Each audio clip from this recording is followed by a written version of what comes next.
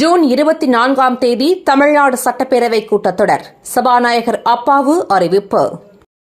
ஏழை நடுத்தர மக்களுக்கு அதிகாரம் அளிப்பதே எங்கள் முன்னுரிமை. பிரதமர் மோடி என்டிஏ கூட்டத்தில் வெற்றி உரை. தமிழகத்தில் வாக்கு அதிகரித்திருப்பது பிரகாசமான எதிர்காலமாக இருக்கிறது. பிரதமர் மோடி பேச்சு. என்டிஏயின் நாடாளுமன்ற குழு தலைவரானார் மோடி. 60 ஆண்டுகள் கழித்து தொடர்ந்து 3வது முறையாக பிரதமராக தேர்வு என ராஜ்நாத் சிங் புகழாரம். உலகின் சக்தி வாய்ந்த தலைவர் பிரதமர் மோடி. சந்திரபாபு நாயுடு பாராட்டு. நீட் மோசடி தேர்வுக்கு முற்றுப்புள்ளி வைக்காமல் முதல்வர் ஸ்டாலின் தலைமையிலான திமுக அரசு ஓயாது. அமைச்சர் உதயநிதி ஸ்டாலின் பேச்சு. அண்ணாமலை குறித்த வேலுமணியின் கருத்து அதிமுகவின் கருத்து அல்ல.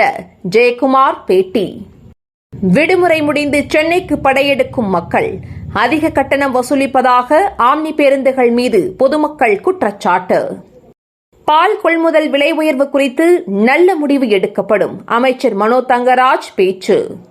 கோடநாடு எஸ்டேட்டில் ஆய்வு செய்யலாம். சென்னை உயர்நீதிமன்றம் அனுமதி. திருப்பதியில் பலத்த மழையால் பக்தர்கள் கடும் அவதி. 10 மணி நேரம் காத்திருந்து தரிசனம். கம்போடியாவில் ஐடி வேலை வாங்கி தருவதாக ஏமாற்றி கடத்திச் செல்லப்பட்டவர்கள்.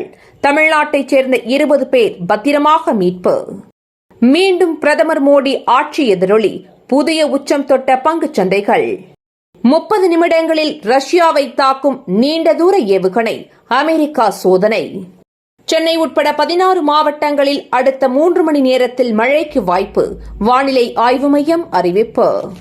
தினந்தோறும் காலை தலைப்புச் செய்திகளை உடனுக்குடன் தெரிந்து கொள்ள வணக்கம் இந்தியா நியூஸுடன் இணைந்திருங்கள்.